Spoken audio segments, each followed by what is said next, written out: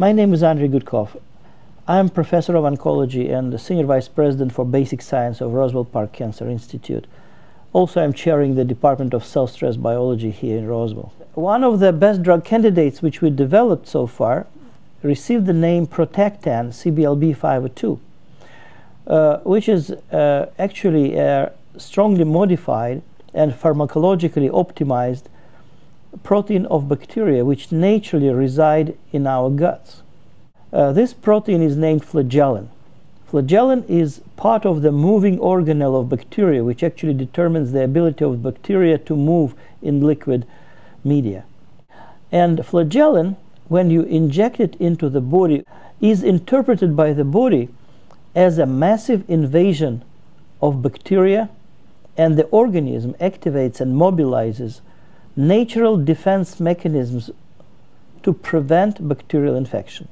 Because we are injecting a single protein, there is no bacteria, but the organism does know that. That is why the degree of mobilization of defense mechanisms are actually the same as if it would be a massive invasion of E. coli or Salmonella. It appeared that mobilization of these mechanisms, they have a dual effect on our body if this body has cancer. On one hand, it activates mechanisms of self-defense which exclusively and selectively protect normal cells but not cancerous cells from radiation and chemotherapeutic drugs. There is another thing which this drug can do.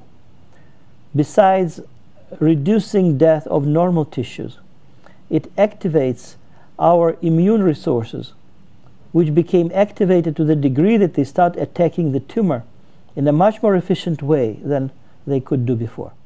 I'm not aware of any other drug which is currently available which would combine these two properties together. Of course, it would be very important to understand the fine detailed mechanisms of its activity. How does it do its job? The activity of this drug starts from its injection into the body and interaction with specific receptors which present on the surface of those cells which are set to recognize Salmonella infection. These cells, after they recognize this protein, and the drug is a protein, they initiate the cascade of biochemical events which lead to mobilization of innate immune response, which is responsible for both protection of normal tissues and attack of the tumor.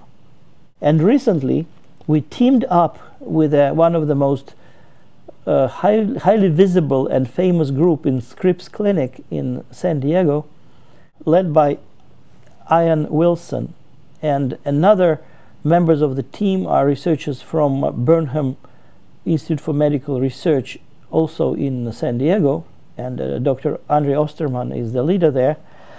We together managed to complete the work in which this receptor, which recognizes our drug, was crystallized, and then using the X-ray based technology, the structure of this receptor ligand interaction has been resolved to extremely fine details. So now we know what is needed for the drug to become effective, and we know that in order for the drug to trigger the mechanism which activates all this cascade of events which rescues us or organizes attack against the tumor, we understand that the drug needs to interact with two receptors, dimerize them, and this dimerization actually presumably triggers these downstream events.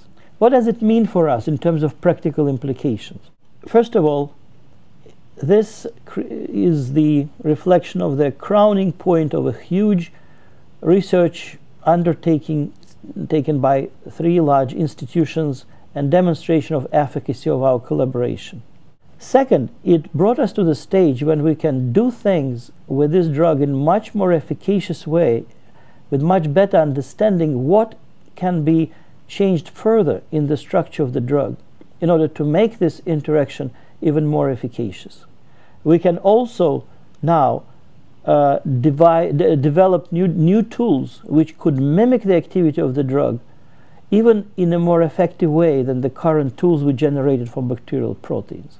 To summarize, we now are very well prepared to pave the way to new modification of this very promising drug which may become even more efficacious than the form which is currently being tested in humans. And finally, I want to say that CBLB502, the fine details of interaction of which with this receptor was recently published in Science magazine, is currently in clinical trials here in Roswell Park as a test drug in phase 1 trial in patients with advanced cancer with multiple metastases as a potential anti-cancer agent.